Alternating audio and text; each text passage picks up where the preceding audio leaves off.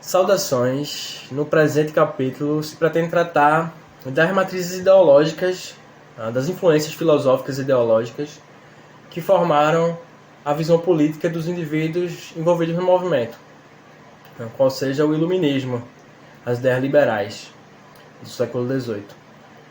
Como matriz central, existe uma obra específica de John Locke, que é o segundo tratado sobre o Estado, sobre o governo, na verdade, desculpa. O segundo tratado sobre o governo, ensaio relativo à verdadeira origem, extensão e objetivo do governo civil. E esse livro ele foi encontrado na biblioteca de Luiz Vieira da Silva, que é um dos conjuradores. E a noção de... O que esse livro traz? Ele traz a noção de que o verdadeiro titular da soberania não é o que está em exercício da soberania, mas sim Na verdade, na época não se falava tanto em povo, se falava mais em nação. São os termos que usa, por exemplo, o Abad Sieyès na França. A titularidade do poder ele não estaria no soberano, mas em quem coloca ele como tal.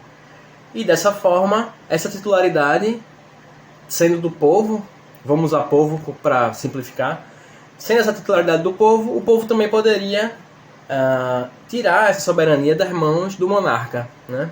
E essa não era uma ideia que estava só em voga vamos dizer assim, nos círculos iluministas da filosofia mais sofisticada. A própria igreja, alguns movimentos jesuítas, já tinha esse tipo de debate, de que na verdade a soberania era elemento do povo, e por isso ele poderia ser tirado das mãos do governante. Nesse sentido, alguns padres jesuítas, João Mariana e Francisco Soares, eles introduziam esses ideais já na Igreja Católica. Isso mostra que, na verdade, era uma ideia crescente, realmente, né? O Abad Sieyès, como já disse, na França, ele traz a ideia de titularidade do poder pela nação. Isso é fundamental na compreensão do constitucionalismo contemporâneo. Então, a gente sabe que os envolvidos na Conjuração Mineira, eles tinham acesso diretamente a esses textos de John Locke, de forma que é evidente que houve influência nesse sentido. As ideias contratualistas elas estão presentes em todas as alegações, em todas as fundamentações filosóficas dos conjuradores. Além disso, esses ideais estavam muito em voga em Portugal, mais especificamente na Universidade de Coimbra. Inclusive, essa é a fase das reformas do Marquês de Pombal, que tem um caráter iluminista. Então, assim, essas pessoas estudaram em Portugal, né? Muitas dessas pessoas envolvidas na Conjuração Mineira estudaram na Universidade de Coimbra, e alguns estudaram, inclusive, na Universidade de Montpellier, na França, que também era um centro de ideais iluministas. Em Montpellier, em 1786, 3 envolvidos diretamente no projeto da Conjuração Mineira: Domingos Vidal de Barbosa Lage, José Mariano Leal, que era carioca, e José Joaquim de Maia e Barbalho, que também era carioca. Esses 3 indivíduos eles estavam estudando em Montpellier em 1786, 3 anos antes do processo da conjuração. Então eles trazem essas ideias que são, vamos dizer assim, a atualidade filosófica, a melhor prática intelectual das últimas décadas do século XVIII, e elas encontram um ambiente muito, muito fácil de se disseminarem em Minas Gerais por alguns motivos específicos. O primeiro deles, e talvez mais relevante, não existe liberalismo, não existe ideais iluministas sem a noção de burguesia, né? A burguesia é essa classe, esse é o processo revolucionário da burguesia. Numa visão marxista de mundo, essa é a fase que a burguesia toma o poder das mãos da nobreza, das mãos da aristocracia. Então, é evidente que sem burguesia o iluminismo não tem como prosperar. Então, Minas Gerais,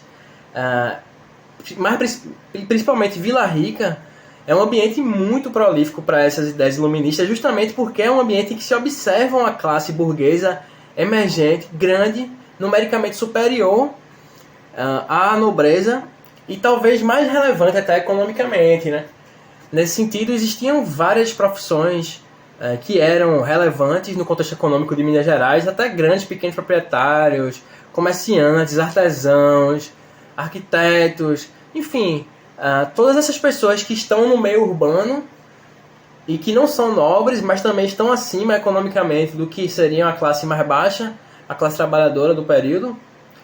Não dá bem para chamar de classe trabalhadora porque a gente não passou ainda pela Revolução Industrial, mas enfim, essa classe intermediária, que era a burguesia à época, ela existe em Minas Gerais por ser uma sociedade urbana. Então as condições de urbanização de Ouro Preto, de São João del Rei, de Mariana, de Sabará, do Tijuco, né, o Cerro atualmente, enfim, esses arraiais, essas cidades, essas vilas, a urbanização ela dá condição ao surgimento da burguesia, e o surgimento da burguesia dá a condição de assimilar essas ideias iluministas, essas ideias liberais, e de certa forma tentar pô-las em prática, né?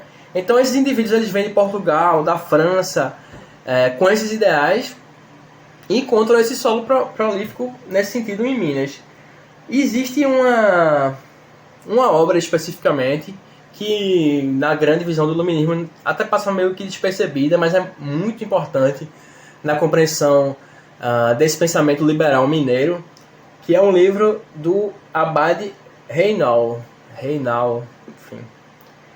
E esse livro ele tratava dos crimes cometidos pelo imperialismo europeu. Então era uma visão do colonialismo europeu, uma visão crítica do colonialismo europeu.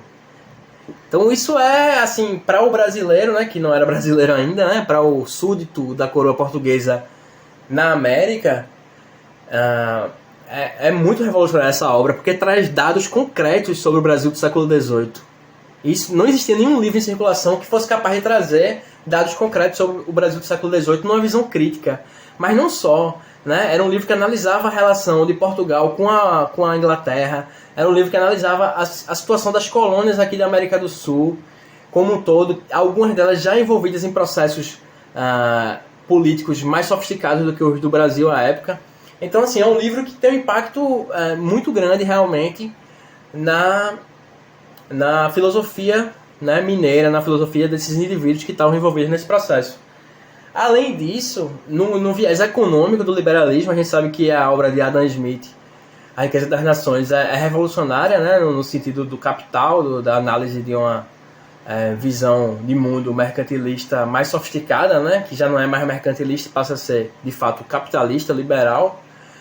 E sabe-se que Cláudio Manuel da Costa ele traduziu a Riqueza das Nações, provavelmente outras obras de Adam Smith, para o português em Vila Rica, né? Cláudio Manuel ele foi um precursor da ciência econômica política do Brasil, dessas análises filosóficas de cunho econômico e político. Ele trouxe a filosofia de Adam Smith não só para o Brasil, mas para o português. Ele traduziu. Então, compreender essa influência também é fundamental no processo. Certo, então, o que a gente colocou até agora? Existe uma matriz filosófica claramente influenciada, principalmente pelos filósofos franceses e por John Locke, que é inglês. Mas já existia acesso a obras de Rousseau, enfim, os contratualistas franceses como um todo, certo? Mas essas são influências teóricas, essas são influências filosóficas no campo das ideias, do abstrato. Era necessário uma influência prática, era necessário que aqueles indivíduos vissem que era possível realmente praticar o liberalismo, que era possível realmente colocar o iluminismo à prova. E aí eles têm, poucos anos antes disso, a Revolução Norte-Americana, que é uma experiência talvez mais importante do que a Revolução Francesa, enquanto processo revolucionário, não enquanto filosófico, obviamente, porque os revolucionários norte-americanos eles eram influenciados diretamente pela filosofia desenvolvida no iluminismo francês. Mas em termos práticos, a Revolução Norte-Americana ela funda uma nova ordem constitucional, que inclusive é a ordem constitucional que está em voga até hoje, né? Não só nos Estados Unidos, mas em boa parte do mundo capitalista. Ela funda um novo conceito de titularidade de poder. Ela funda a era da separação dos poderes, de fato, né? Então, na realidade, a Constituição norte-americana ela é fundamental nesse processo de consolidação do pensamento iluminista, de consolidação das ideias liberais, de mostrar que aquilo ali poderia sim ser posto em prática e funcionaria melhor do que o que estava até então funcionando, o que estava até então como direito positivo, vamos dizer assim, certo? Então vamos lá. Em 1787, 2 anos antes do processo da Conjuração Mineira e 1 ano após a sua entrada em vigor, a gente sabe que existia a circulação do texto da Constituição dos Estados Unidos da América em Minas Gerais. Então, muito mais do que o tratado filosófico, aqueles indivíduos envolvidos na Conjuração Mineira, eles têm em mãos uma obra que é a consolidação de um movimento revolucionário, contrário ao interesse colonial, de uma região que, de certa forma, estava numa situação parecida com Minas Gerais no período em questão. Estava saindo de uma pressão colonial para criar um Estado burguês, para criar um Estado liberal, iluminista, né? Então, é difícil até a gente imaginar hoje quão revolucionário foi ter em mãos aquele documento, quão importante foi ter em mãos aquele documento e como aquele documento encorajou, como aquele documento foi capaz de dar àquelas pessoas que já tinham interesse naquela filosofia a noção de que sim, aquilo poderia ser posto em prática. Vale ressaltar que a Conjuração Mineira ela ocorre em concomitância com a Revolução Francesa. Então a Revolução Francesa, enquanto fato histórico, ela não pode ser considerada uma influência. O iluminismo francês é a influência do movimento nas suas matrizes filosóficas, inclusive, como já dito, por ser influência do movimento revolucionário norte-americano, certo?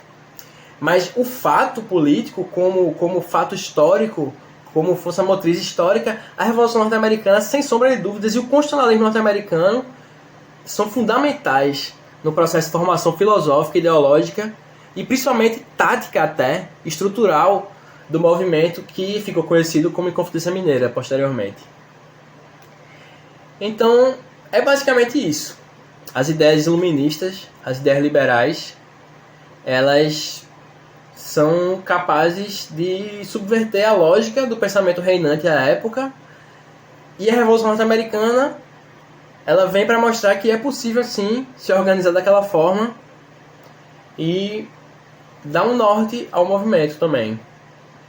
Além disso, como já dito, as condições culturais, inclusive de intercâmbio cultural, no sentido de que muitos mineiros estudaram em Portugal, em Coimbra, né? Existiam também portugueses no movimento, como Tomás Antônio Gonzaga. Mas nesse sentido é fundamental compreender que a existência de uma burguesia local, a existência de condições de urbanização interessantes, também é fundamental para que aquelas ideias sejam de fato assimiladas da forma coerente. Então é isso. Essas são algumas considerações acerca das influências do movimento. Outras vão aparecer nos capítulos subsequentes. E muito obrigado pela atenção.